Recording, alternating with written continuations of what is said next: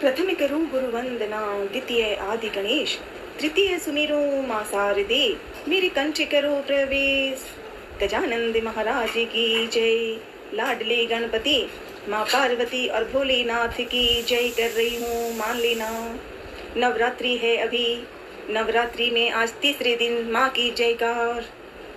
नवरात्रि में प्रत्येक दिन देवी दुर्गा के एक विशिष्ट रूप को समर्पित होता ही रहता है और हर रूप की अपनी कथाएं हैं। नवरात्रि के पहले दिन माँ शैलपुत्री की पूजा की जाती है, जो देवी दुर्गा का पहला स्वरूप है। उनकी कथा के अनुसार वे पर्वतराज हिमालय की पुत्री हैं और उनका विवाह भगवान शिव से हुआ। नवरात्रि के पहले दिन माँ शैलपुत्री की कथा। मनन प्रार्थना। एक बार राजा दक्ष ने एक बहुत बड़ा यज्ञ करवाया, जिसमें उन्होंने सभी देवी देवताओं को आमंत्रित किया, लेकिन अपने दामाद भगवान शिव और अपनी पुत्री सती को नहीं बुलाया। सती, जो देवी पार्वती का ही रूप है, बिना बुलाए ही यज्ञ में जाने के लिए उत्सुक थी सती माँ, लेकिन भगवान शिव ने उन्हें मना किया था। सती माता ने बिना बुलाए ही यज्ञ में जाने का फैसला किया और जब वे वहां पहुंची दक्ष के घर, जहां पूजा वो करवा रहे हैं, तो राजा दक्ष ने उनका और भगवान शिव का अपमान किया। इस अपमान से दुखी होकर सती माँ ने यज्ञ कुंड में कूदकर अपनी जान दे दी।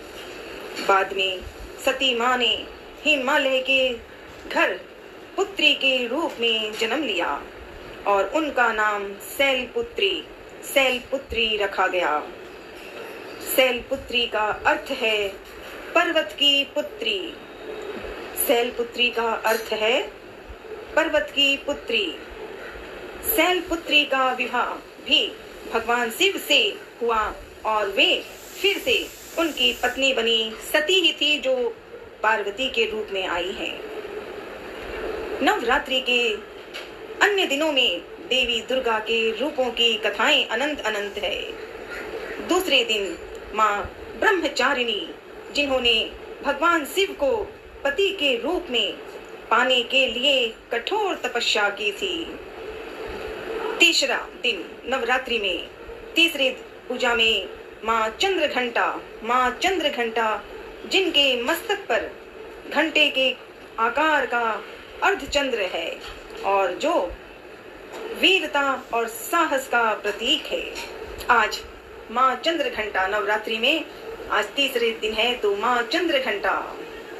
अगले चौथे दिन माँ कुसमांडा, जिन्होंने ब्रह्मांड की रचना की। पांचवा माँ स्कंद माता, जो कार्तिकेय की माँ है, माता या माँ है और ज्ञान और बुद्धि का प्रतीक है। छठा नवरात्रि में छठे दिन माँ कात्यायनी, जिन्होंने महिषासुर नामक राक्षस का वध किया।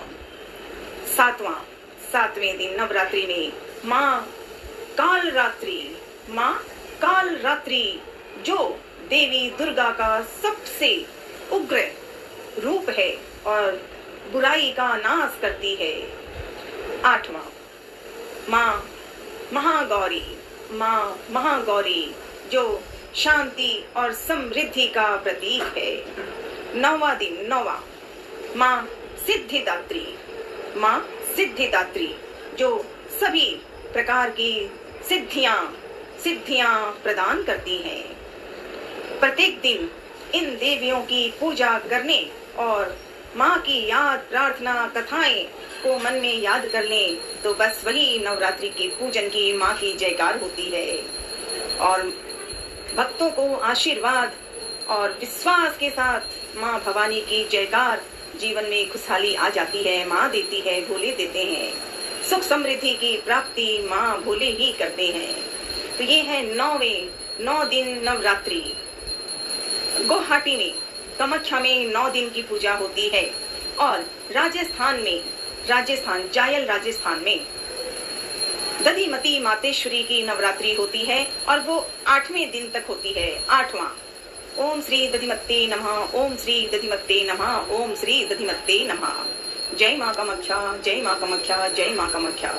कामाक्षी वर्दी देवी नील पर्वत वासिनी तंग देवी जगत माता योनि मुद्रे नमोस्तुते। ओम नमः शिवाय।